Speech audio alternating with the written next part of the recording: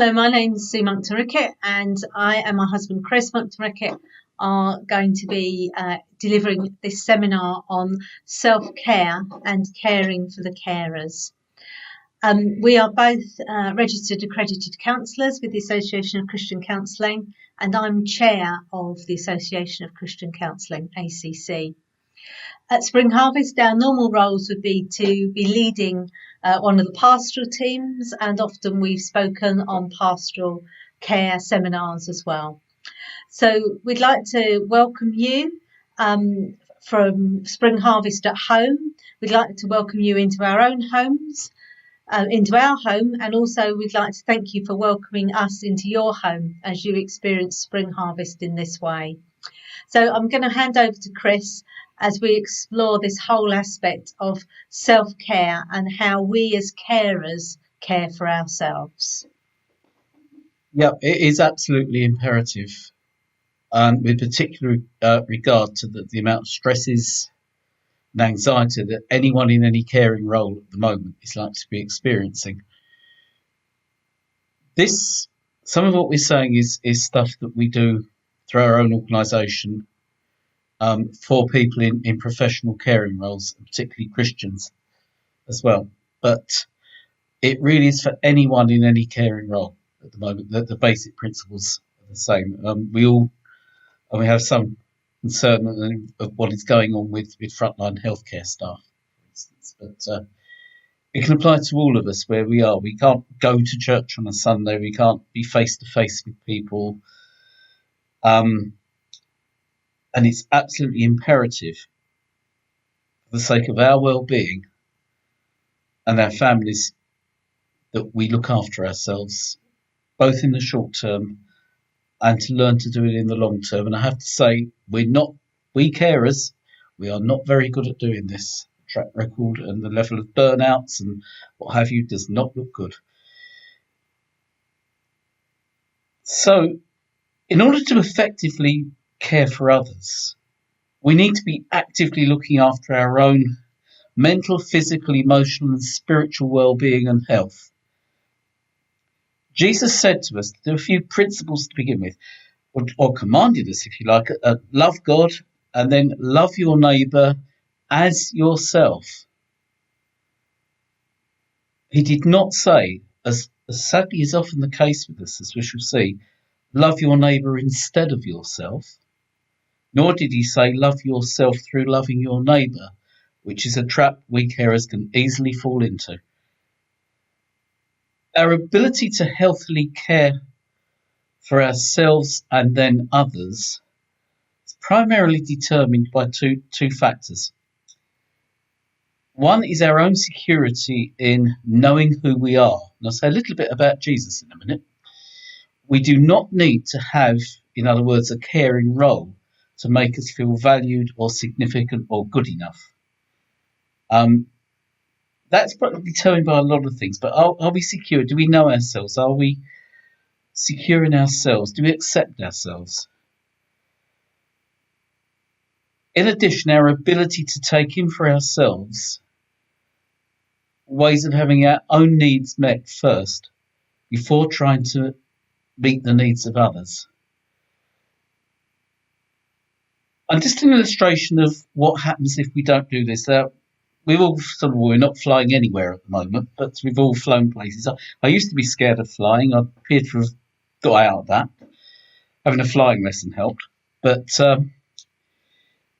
if you think about some of the safety procedures on an aircraft, and one in particular, to quote, we've all seen these, in the unlikely event of an emergency, fit your own oxygen mask first before attending to children or dependents. Basically, if you are gasping for air or you're going to hypoxia and you'll collapse very quickly, you can't help other people. We may be able to, as it were, breathe life into those we are caring for a time, but if we do not take in enough oxygen and nutriment, and in this case oxygen as it were, including how we look after ourselves physically and regularly, we will collapse in the end. I would actually suggest for Christians there's something more to that than this.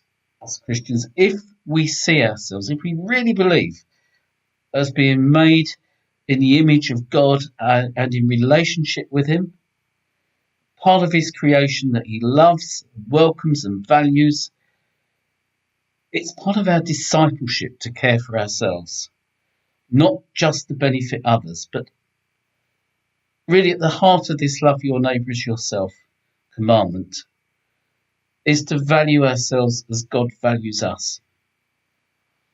And it's a healthy way to live.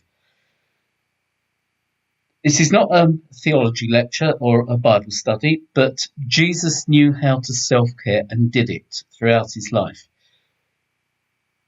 And because he knew who he was, and because he was suitably fed and nurtured himself, and knew exactly who he was able to do the most menial of tasks without being negatively affected by it, without being damaged, without needing to do it. He was secure in who he was. If you look in the passage on washing the disciples' feet, it starts with he knew, he knew, he knew. And in the NIV, I think it is, and it says so he got up, he was able to go and wash the disciples' feet. It was a shocking thing to do in many ways. He took time away from people. He went off on his own to pray. He allowed others to care for him. And if you look, the wedding at Cana and so on, he had fun, he had friends. And the advantages of when we do look after ourselves properly as carers, we're in a much stronger place to give our time and energy to others without burning ourselves out. And perhaps this should be the other way around. We will have more energy for family, friends, and other activities, and all round we will live well or better than otherwise.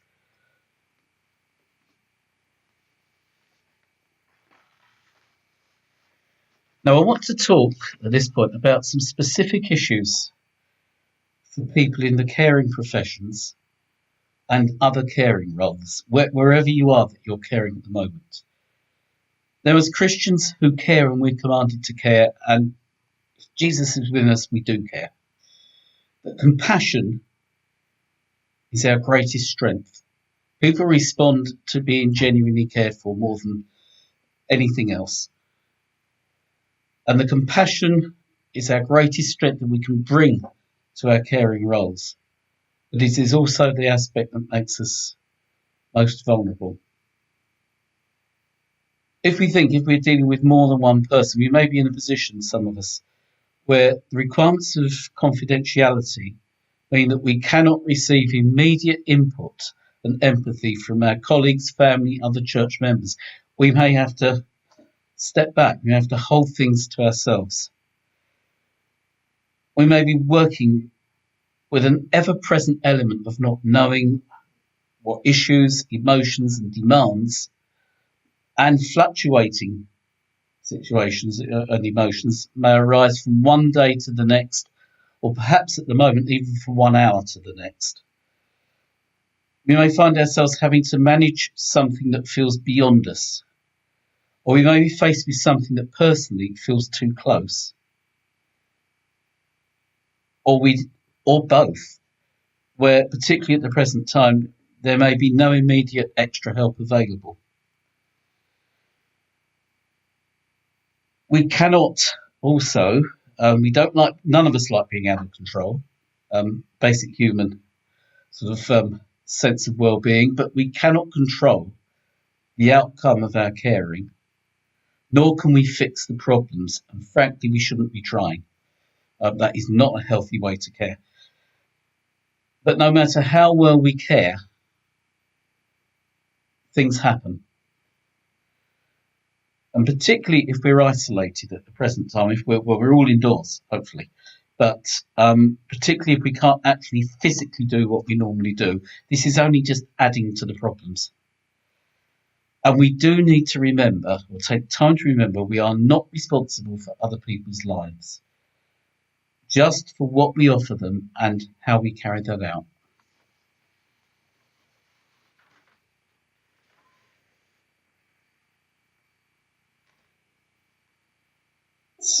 mention the current situation, some other specific issues for us at the moment.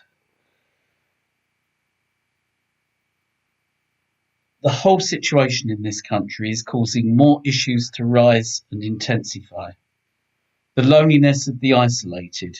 Think of people at home who don't understand why they're not allowed out, perhaps dementia sufferers. Don't understand why their perhaps friends and family aren't coming to visit them.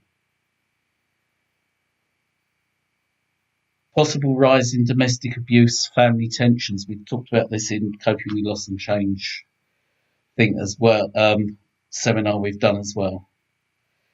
We may have to deal with more traumatic situations than before, more deaths or dramatic and traumatic losses, which may be affecting people's jobs, whatever, that are made heightened because of not being able to be with their relatives and friends. The way in which we care has had to change or stop. We may feel helpless to meet the needs. That's a natural reaction, but it actually isn't good for our sense of well-being. Our levels of anxiety and stress may be rising. We live in a society where the levels of stress and anxiety in general are rising, and other mental health issues. And remember, as we're human beings, we as carers have our own stresses, our own concerns, our own fears for our own futures and our families that we have to deal with. Just one principle which I'll borrow from Rick Warren about, because caring is basically one of the most fundamental elements of discipleship. That whoever we are, whatever our resources, abilities, as Rick Warren puts it in one of his videos, we are free to donate. Use that term again, free to donate to the work of the kingdom of God. We are not compelled. We won't be loved less if we don't. We need that sense of freedom. So that is an honest response. I'd just like to have a couple of quotes about the impact of not self-caring if we ignore the warning signs. This is a quote from Françoise Mathieu, who's the founder of Compassion Fatigue Solutions,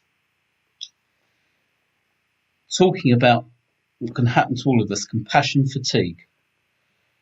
The profound, gradual emotional and physical exhaustion that helping professionals, I'd add there any carer, professional or not, can develop over a period of time. It eventually affects our ability to tolerate strong emotions and difficult stories in others, in both our caring, professional, and our personal lives. Basically, we conk out in both places with whatever the consequences are. And another quote about burnout. Particularly this is designed for Christian leaders. From the person who used to lead our pastoral team at Spring Harvest for many, many years, long-standing friend of ours, the sadly late Reverend Colin Buckland, a book called Freedom to Lead, which is out of print, I'm afraid, at the moment. Defined burnout for carers as following: the exhausting of the inner resources that enables a carer to go on caring. The using up of the essential inner you, rendering the individual in a serious condition of dysfunctionality. Yes, jargon term, he was a counsellor. Very good one. The spending of self on others in such a way that the inner bank balance has gone into red.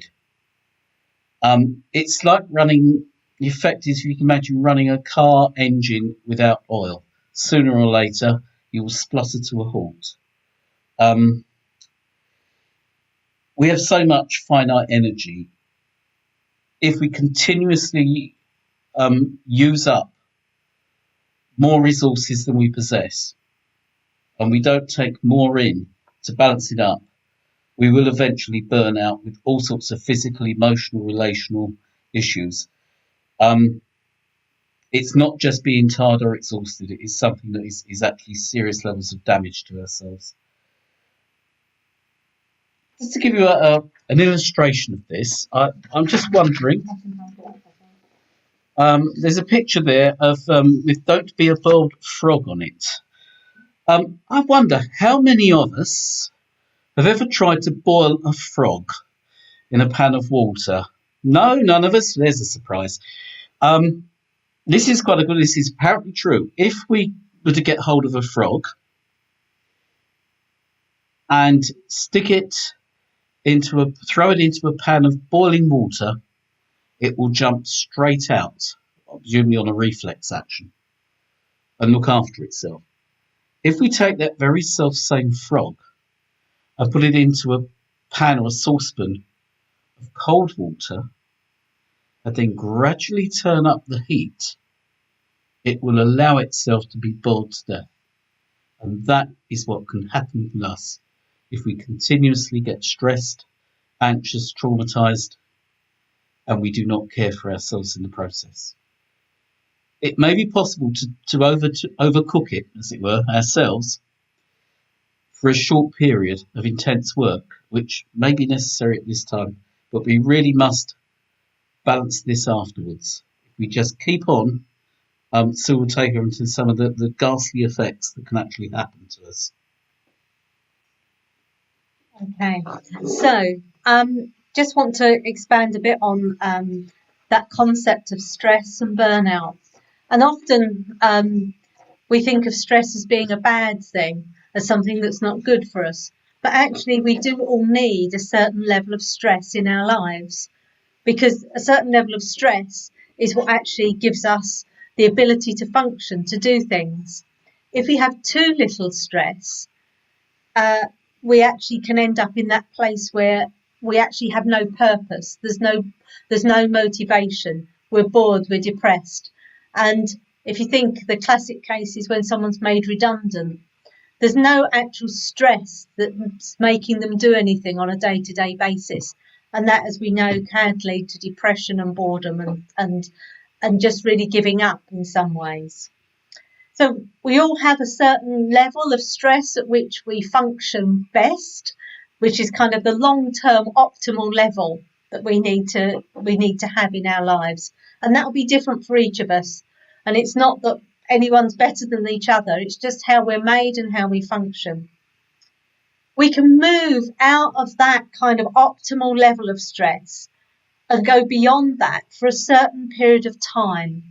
So if you think, there will be times in your life when there's been extra work pressure, when a crisis situation has hit, and you've kind of had to step up a gear and make something happen much more quickly, much more intensely, or juggle many more things at once. And that's fine. We're all created. God has created us to be able to do that, to be able to live in that heightened level of stress for a period of time. But what we're designed to do is to not live in that heightened period of stress forever or for an ongoing period, or that we have too short a time periods between each stressful event to recover. If we go into that kind of situation where we're permanently living in stress, or we're not allowing ourselves, or we're in a situation where just one stressful event is happening after another, that's when we can end up in the place of burnout, as Chris has described, where basically almost our body blows a fuse and says, can't handle this anymore, and we actually collapse, and we are in a place of, as Chris described, our body, our emotions, our physicality all just becomes dysfunctional. So we're going to look for a minute about what are some of the warning signs. How do we know when we're getting overstressed, when we're not caring for ourselves, when we could be at that point when burnout's starting to take over? And we're going to look at several aspects of our lives, which are not separate really. They're all interlinked and they will all have an impact on each other. We're going to look at work, our physical well-being, our relational well-being, our psychological well-being, our emotional well-being and our spiritual well-being. So how do we know when perhaps things are going a bit wrong, when we should be listening to the warning signs? So let's start by thinking about work. We may find that we're enjoying what we do less and less. It's less rewarding. It feels less meaningful. It's a chore as opposed to the work that we once enjoyed. We may become bored or disinterested or very irritated by the people that we work with or the people that we care for. And each day feels as though the challenge is too much. We wake up thinking the challenge of today is more than we can cope with. Physically, we may feel that we are run down, we're tired. No matter how much sleep we have, our energy is not restored. We may have disturbed sleep or disturbed diet. We're not eating properly, we don't want to eat, or we want to eat too much. We may start to feel that there are physical illnesses that we're starting to feel, headaches, pains, aches, old injuries that we thought had disappeared suddenly come back. We become more prone to things like colds and infections. And all of that is saying that our body is so trying to stay in this emergency stress level that it hasn't actually got the ability to fight. The immune system is kind of collapsing on us. Relationally, we may find that we feel more and more emotionally and relationally isolated from our friends and from our family. We may find it very difficult to actually talk to them, to enjoy what would have been social times. We can't separate work and life. We take our work home with us and we have no time for other people, for the people that usually are surrounding us or we would normally enjoy being with. And we may find that there's increased level of irritation and conflict. The little things, the kicking the cat syndrome, the little things that would normally have just passed us by, we wouldn't mind about, become very irritable to us because our stress level is so high. And linked very much to that is our emotions. We may feel emotionally exhausted and drained. We've got no more to give out at home or to anyone. We may find that we've lost our sense of humour. Our sense of humour is vitally important. People often that work in caring roles have a very strange sense of humour, but it actually keeps them going. And if we lose our sense of humour, we've kind of lost something that can change how we feel about ourselves. Actually changes the hormones that are in our bodies when we laugh, when we smile. We may find that we have outbursts of emotions that are out of all proportion to what's happening. Again, that kind of kick the cat syndrome. Something tiny happens and we explode. And we may feel also that we're much more startled and anxious than normal. We're kind of living in a place where anything can set us off. And psychologically, we may have disturbed concentration. We may start to feel stress, panic attacks, anxiety, or depression. And stress and depression and anxiety and depression are all very interlinked. And we're less able to just deal with the everyday things. Everything becomes too much, too challenging. And for us as Christians, spiritually, we can find that we have less and less interest in our spiritual life. We question our own faith. We're not interested in what once we found helpful or beneficial to us. And at the bottom of it all, I guess the question is, where is God? And what have I got to hope for? That loss of hope when we find ourselves in a place of burnout is really significant and really does have a major impact on us. So that's some of the impacts and the warning signs of general kind of stress and burnout. But I just want to talk for a moment about what trauma can do to us as well. When we're in a caring role, how we can experience trauma, what it does to us in our bodies, before we go on to look at how we might be able to build in things that help us in these situations. So I'm going to ask Chris to just turn his head for a moment, because he's my visual aid, as it it were. My best profile. Yeah, your best profile. Thank you. So, I want you to imagine the brain, and there's this sort of front bit of the brain here is what's called the frontal lobes or the frontal cortex. And that's kind of what operates in normal situations. That's our thinking brain. That's where we logically can process information. We can deal with situations that are going on around us. And that's the bit that hopefully you're all in control of at the moment. That's the bit that's working. That's the bit of your brain you're using to listen to us. Behind it, there's a bit that's called our limbic system. And that's the bit that comes into play in stressful situations or trauma situations. That's the bit which says it's no good just logically thinking about this kind of situation. We've got to react. And you may have heard of the concept of fight or flight. Something's happened. We've just got to kick up a gear and we react. And it sends messages to the very back of our brain, which can be called sometimes our instinctual brain or our mammalian brain, which is actually all about bodily functions. So this bit says there's a stressful situation, do something. And so we know that if we're in stress, our heart rate goes up, our breathing rate changes. We may suddenly find that we have, for a temporary period of time, more and more energy. We're more and more able to do things that require strength. And so actually the frontal lobes bit isn't working anymore. It's being overridden by this middle bit that's saying there's a situation where you need to react, do something, and it's setting the whole body into motion. And that's a fantastic, you can turn around now, that's a fantastic designed thing by God to deal with trauma or to deal with high stress situations. But what it can do is that it can mean that we actually, if we continuously live in those circumstances, we are almost, every time we have a traumatic situation, we kind of go into something that's either called hypervigilance or hypovigilance. And that means in hypervigilance, that's where we're kind of in the fight-flight situation, where we're basically, we're just trying to escape or fight something. And hypovigilance is where basically our body shuts down. We can't deal with the situation, so we kind of shut down completely. And we can go into those hyper or hypo parts because we need to at different times.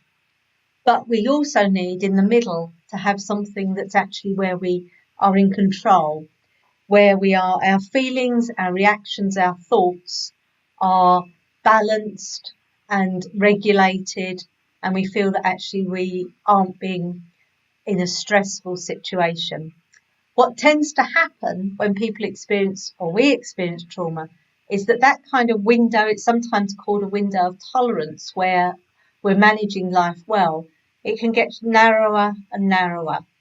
And so something triggers us and we go into hyper or hypo more frequently.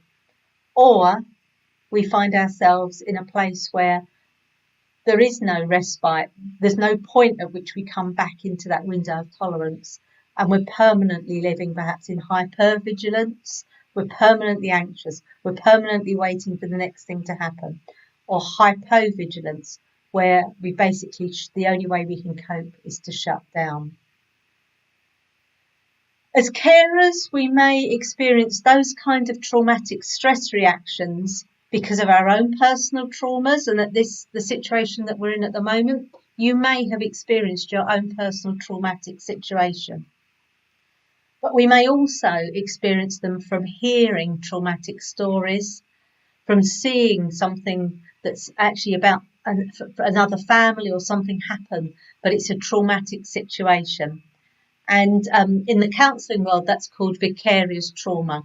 So it's not about my personal trauma, but I have absorbed almost the traumatic reactions that from seeing or hearing other people's traumatic stories. Sometimes vicarious trauma can happen almost as an instant. I hear something and it really impacts me. Or sometimes, like the frog, it's a gradual build-up. But whatever it is, whether it's our own personal trauma or a vicarious type trauma, we may experience things like flashbacks or nightmares where we recreate the scenes in our mind. We may feel that the only way to cope is that we almost disengage completely from the traumatic story. We shut it out completely. We don't process it, and it kind of gets stuck in our brains, but we refuse to process it or deal with it. After most traumatic events, or when we've experienced trauma, the world feels a slightly less safe place.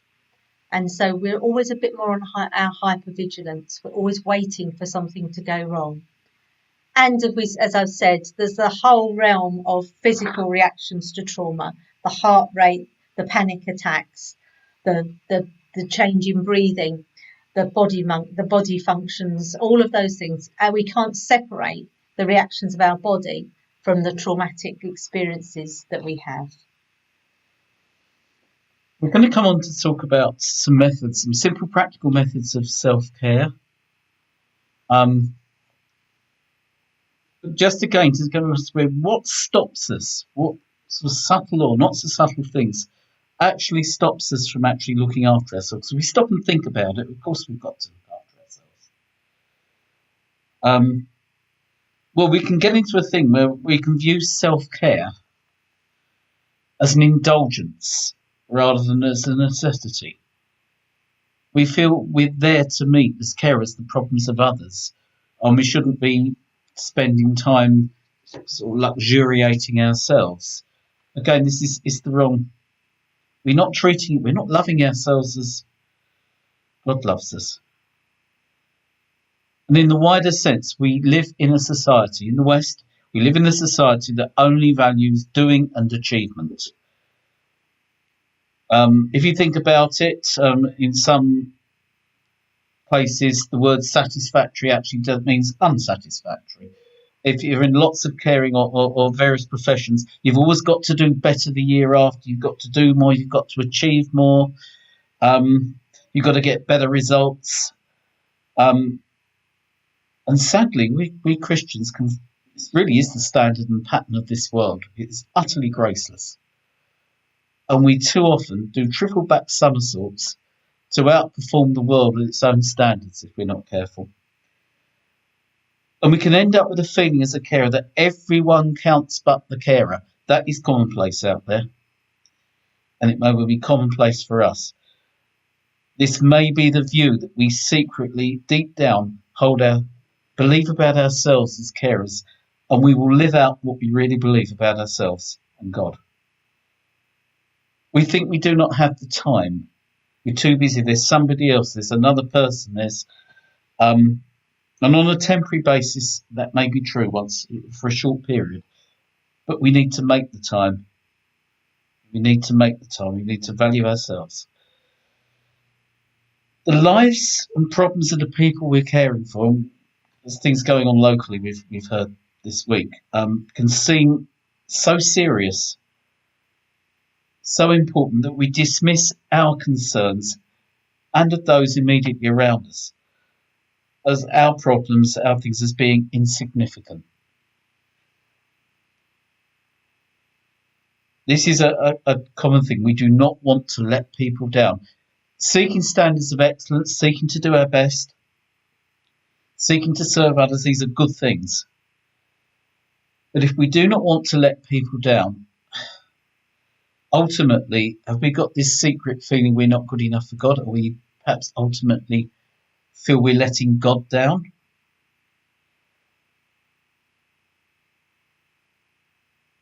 And if we do, are we really showing my grace is sufficient for you comment from God? Are we saying that to ourselves? Are we showing sufficient grace to ourselves? That's, I think, the way I'd like to put that. And we can grow comfortable in our underlying discomfort. It feels safe simply because it has become the norm. And maybe even beyond that, we can get a temporary buzz out of doing it. What happens is we can become addicted to our own stress hormones. And like any other addiction, it provides a temporary, short-term fix. It does achieve something for us, but the long-term damage can be quite serious. I mean, physically, living perpetually on excess stress and anxiety can cause heart attacks, among other things.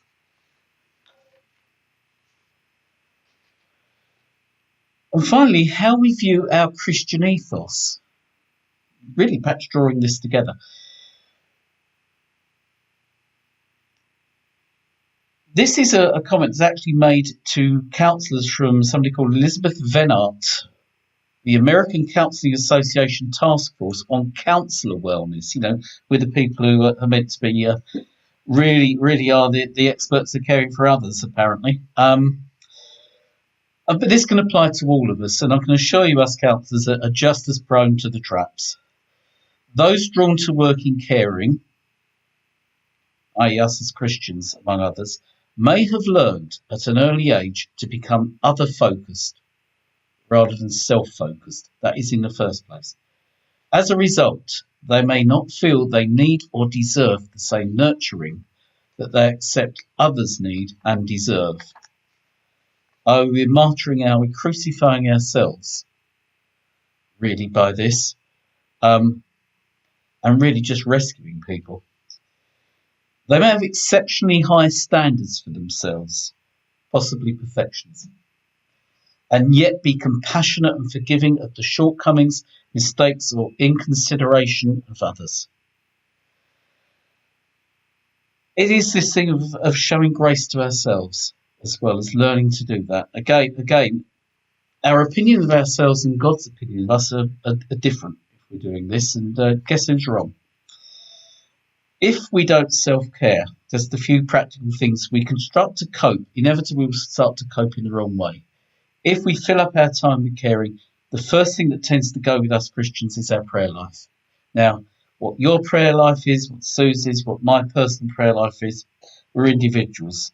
Hopefully we do something that, in a way that's absolutely right for us.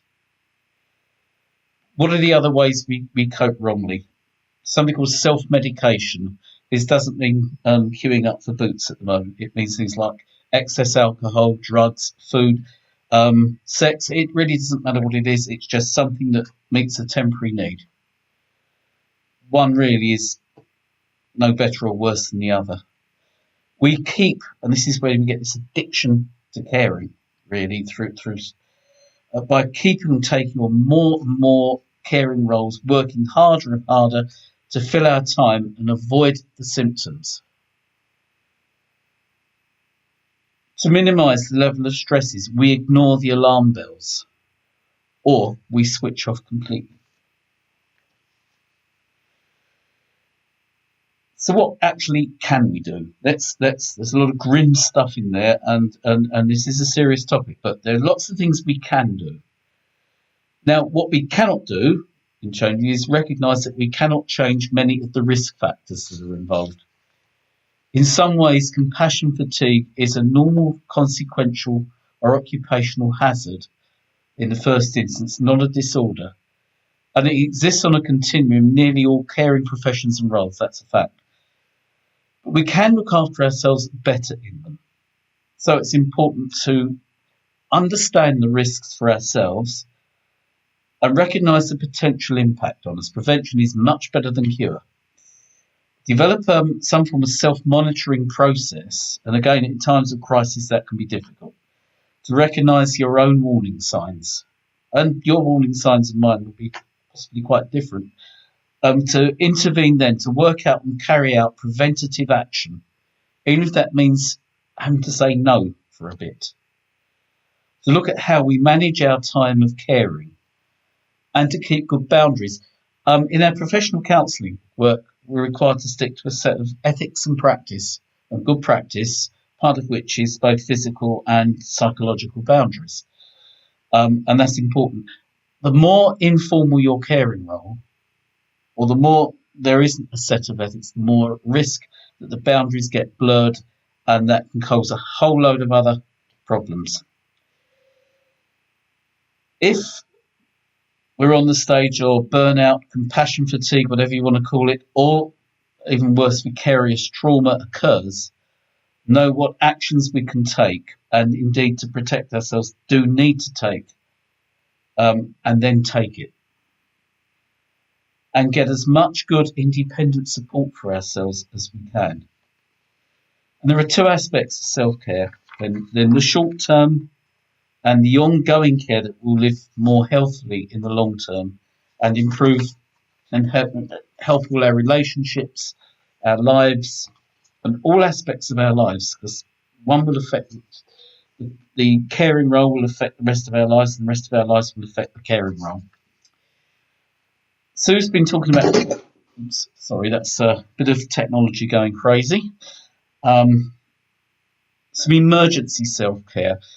Just going to teach you very briefly some grounding techniques. If at any way we're caring, we feel we're being traumatized, overstressed out, can't cope, we're getting the reactions, some excess anxiety, stress, panic attacks, they're scary but they won't kill you, and so on. It is vitally important to get yourselves back into the present, to get your frontal lobes in control again. I don't know what sort of stress is different. Having somebody's hand on your head, I think. I'm just going to teach you a few techniques. And as I said, this seminar hopefully will be available with some notes on the website. Some calm physical movement. Getting the body working differently, switching out. Stand up or sit down. Have a drink of water. Stretch. Stamp your feet. Rub your arms and legs. Clap. Walk around. And really important, focus on concrete, safe objects. You're getting yourself into, if you like, an internally safe place, a safe, calm place. So notice the colours, the shapes. We're sitting in a conservatory, so start to count the slats on the blinds, for instance, or the number of windows, or anything that's concrete, anything that's definite and concrete. So tensing and then relaxing muscles if that's safe for you to do so. And learn to take slow, calm breaths. Breathing out on this is important as well. Don't hold your breath, but slow, calm breaths, and try and breathe from the diaphragm. And talk to yourself. Never mind if everybody thinks you're going mad. Talk to yourself. It is okay. I am safe. I am here. My name is anything that works. Counting backwards from 10, taking steady breaths. That's another well-used technique to calm yourself down. Carry some kind of grounding object to hold on to. A stone, a small object, something that feels right for you. Many Christians like to use a holding cross. They're designed, if they're done well, to fit into the hands. If you've got a little more time, there's a technique called 5, 4, 3, 2, 1. Think about 5 things you can see, 4 things you can hear, 3 things you can touch, and if you can, actually touch them, 2 things you can smell or like the smell of, and 1 slow, deep breath. Notice how concrete and real and grounded and practical that is. And it's just to get you back under self-control. Okay, so that's some of the things, the grounding techniques are really for those situations where, as Chris said, we suddenly find ourselves with anxiety or a panic attack, or we just feel our stress levels rising really high, and we need to quickly get ourselves back into a safe, grounded place. But I'm just going to now look at a few more things, which is kind of the more longer term, the ongoing self-care. And how do we do that? And just taking those 6 sort of areas that I mentioned about warning signs a bit earlier on, going to look at those and what we can do for each of those. So if we start with our work, we may be able to think of ways that we can reduce the level of stress that's actually in our work. It may be the way that we do things, the time of day that we do things, the order that we do things, how we break up our work day. If we are able to support each other in our work, how do we do that? And that might be harder in the current situation. But I'm just thinking at ACC, all of our staff are working remotely, but we've said we want them every lunchtime to have a little WhatsApp conversation where they just chat to each other normally. And so it's actually keeping that connectedness, but it's giving them a time out, not to just sit and work without any kind of breaks. What do we know each other's, if we're working in a team, do we know each other's strengths and weaknesses? And do we actually use those to the best of our ability? Make sure that we do, and this is even harder in situations where a lot of us will be working from home, that we have a break in the day just to unwind, to do something different. Move from where you sit and do your work to another place. Do something that isn't work related. It doesn't have to be for long, but it's just breaking that sense of not escaping the treadmill, really. Physically, how do we look after ourselves physically? Well, we've talked a lot about physical symptoms, and it's really important that we learn to listen to our body. If we don't listen to our body, it will just scream louder and louder, and the pain and the physical symptoms will get worse and worse. Think about our diet. Think about our sleep patterns. Think about what we could do to improve both of them if we can. Take regular exercise. We're being encouraged to do that, and it's interesting how much the government are talking about that in terms of mental health, that actually doing physical exercise is really important. If you can, build in something every day that's kind of a de-stressing and a relaxing activity for yourself. Again, doesn't have to be long. Something like listening to a piece of music, or drawing, or knitting, or singing, or doing an actual meditative breathing type exercise, which Chris is going to demonstrate at the end of the session. Try to avoid self-medication. All those things that we use to cope but aren't good for us. And if we are in a bad situation physically, then seek medical help, seek help outside of ourselves. So relationally, how do we care for ourselves relationally? Having good, supportive friends that you know that you can talk to, you know you can share the demands that are on you. It doesn't have to be you share the details, but you just share of yourself, how you're feeling. People that make you laugh, people that are fun, and you can still do stuff online at the moment, even if you can't meet physically, you can still have these relationships.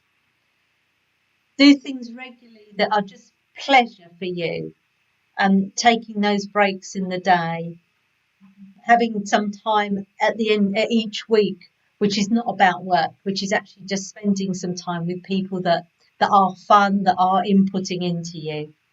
And when we're all allowed to escape again, actually have some holiday time as well. And make allowances for when you are going through difficult times.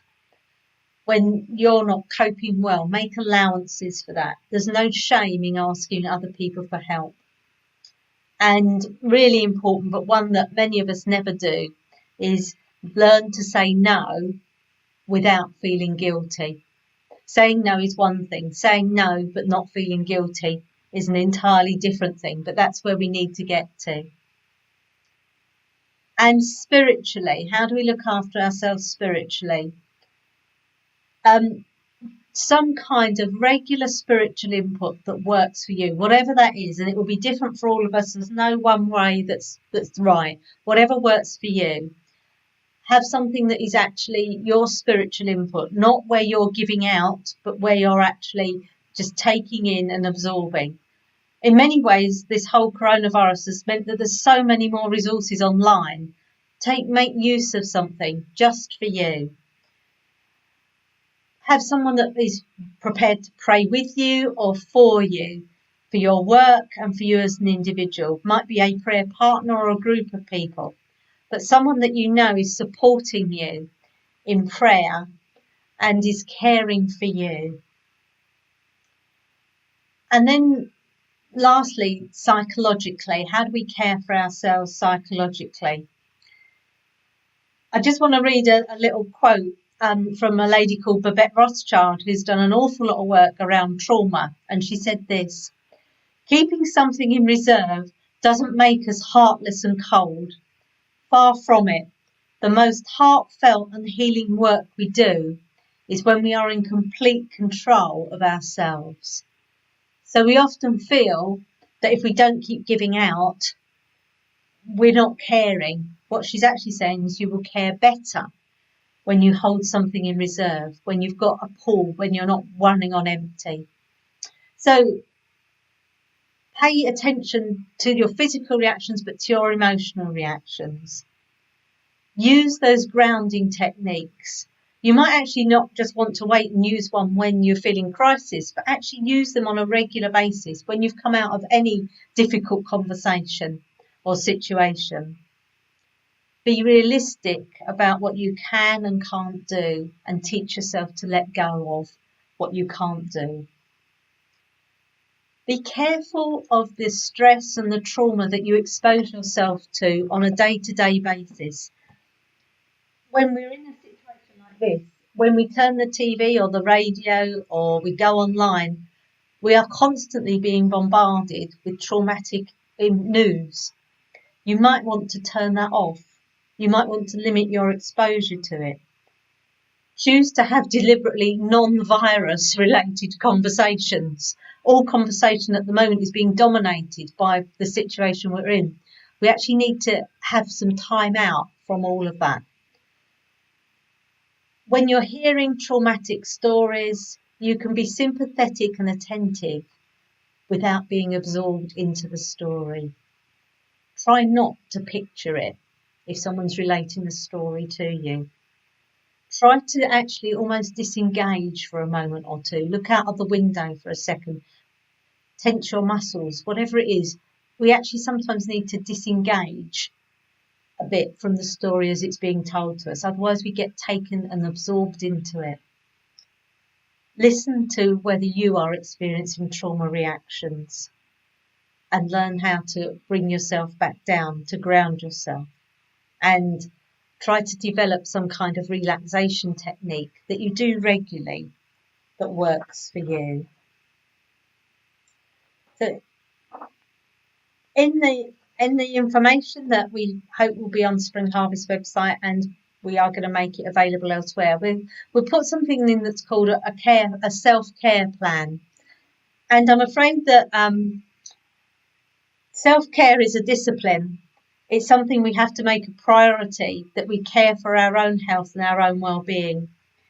The self-care plan, you can use the one that we will make available to you. Looks at all of these aspects that we've talked about, these 6 aspects of work, physical, relational, emotional, psychological and spiritual. We start by looking at what do we currently do that lowers our stress levels, re-energises us, makes us feel better about ourselves. We may need to then think about other activities if there's gaps. But when we think about what we might be able to do, we need to be very specific and we need to be very realistic. It's no good saying I'm going to have an hour's meditation every morning and every evening when we know that life just won't make that happen. So be very realistic about what you can do. Think honestly about whether you've got any bad or negative coping mechanisms and what you could do to minimise those. You'll only be able to minimise them if you put something else in place, because at the moment they're fulfilling a function. Think about what you hope to achieve. Have a goal. What do you want to actually achieve from this self-care? And make the plan visible. Perhaps you might need even to share it with someone. It's a bit like the kind of the Weight Watchers concept, that if we can share things, if we're all in it together, if we can be a bit accountable, we're much more likely to do it. And stick to doing self-care, whether you feel good or not. The temptation is always, oh, I'm feeling fine, I don't need to do that anymore. And then we don't start redoing it until we feel terrible again. But it's a discipline. It's the every day, it's the every week, the every month, not the once in a while or when we hit a low point. And then in a period of time, perhaps a month, 2 months, reassess how you're getting on. Is it making a difference? Are the things that I said I'd do that just aren't working? And experiment again. and see how effective some of the things that you've been doing are. If they're effective, keep doing them. If they're not, think about other things that might make a change to you. But keep going at it. Self-care is so important. Keep doing it and take care of yourselves. Okay, I think Sue mentioned I was going to look at some way of just a simple exercise that we can learn to start to de-stress ourselves, get us out of a feeling traumatized or panicky. And it utilizes possibly the best tools at our disposal to do this, which is our mind and our body. It's something that was developed after 9/11. It's called heart breath. There are variations on this. I'm just going to do this because it only takes about a minute to do.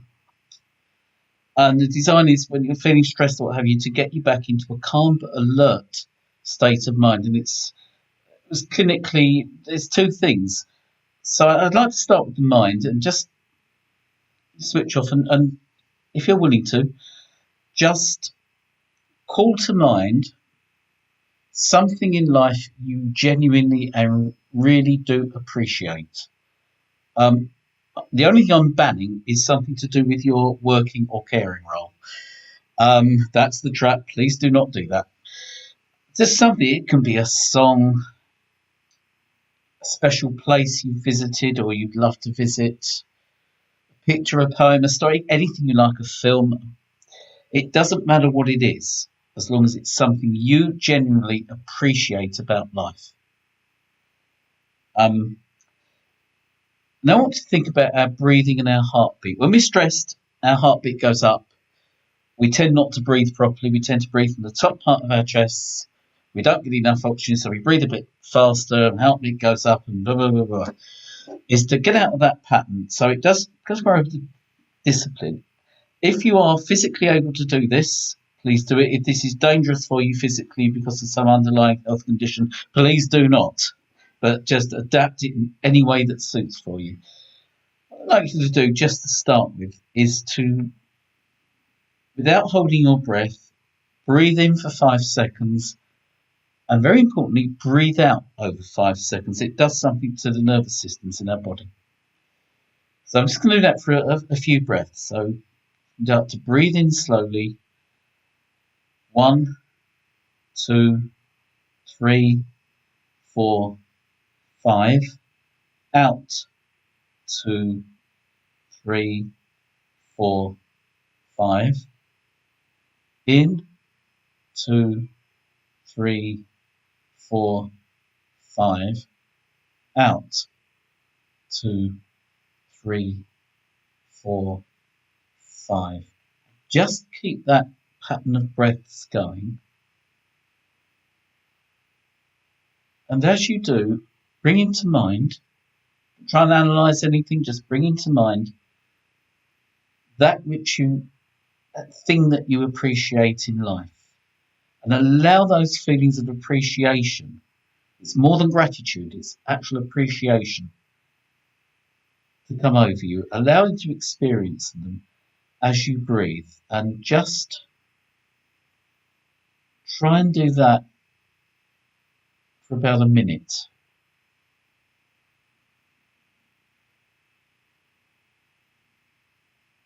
Okay, I'll leave you doing that and just explain to you how that works. If we will put this into the notes and what have you. But it slows the heartbeat down, it regulates your breathing, and our bodies start adjusting themselves and our minds to function the way they are created to. We'll hopefully end up in a calm but alert state of mind. This isn't designed to send us to sleep. There's nothing spiritual about this. You can incorporate this sort of thing with prayer. There's no reason not to. But I just want to get over the fact that this is nothing magical, mystical. It's been clinically shown how it works. But what was shown in studies, that feeling of all the positive emotional approaches we can take, more than love, peace, gratitude, that sense of appreciation made a positive difference to the outcome. It won't work miracles, it's something that works over time. And one of the medical effects is it has been shown that it can improve the health of our heart, as it works with the cardiovascular system. And what particular chemicals are being released from the brain, I'm not sure, but the particular combination of this mind and body has been shown to be very effective. Again, do be patient. If you can do it a minute at a time, once or twice a day, over time, it may help you to just calm yourselves down, and it will enable, if we do all this self-care and whatever else works for you.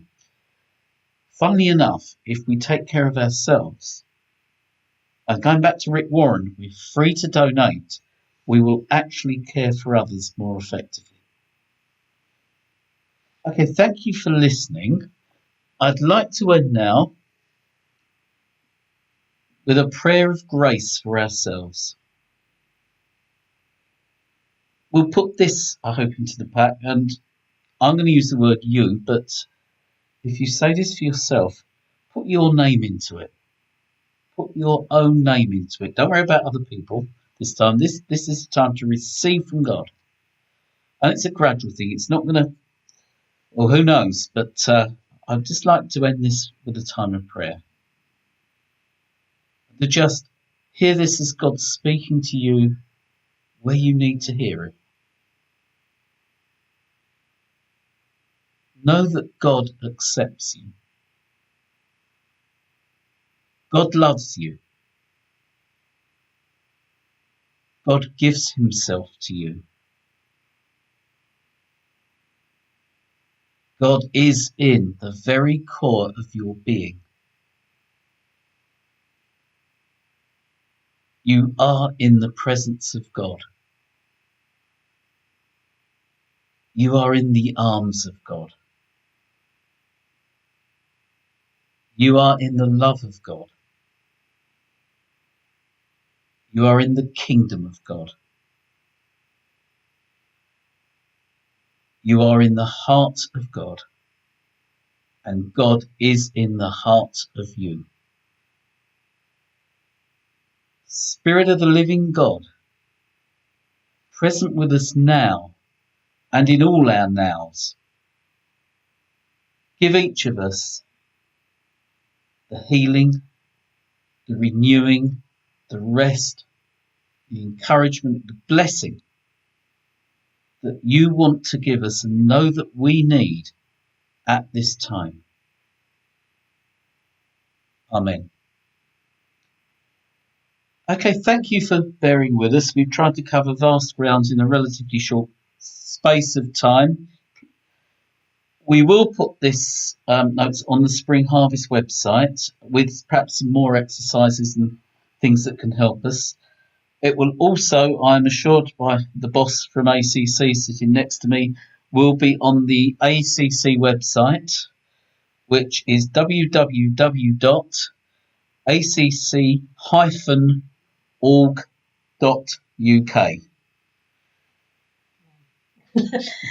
acc-uk.org. Oh, whoops. acc-uk.org. It's what happens when you let strange women put their hands on your head. Okay. Yeah, we can't do a take two, so there we go.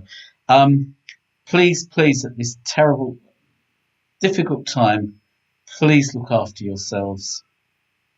Please care for yourselves. And hear that as a message from God. And then you are free to care for others. Thank you. Thank you.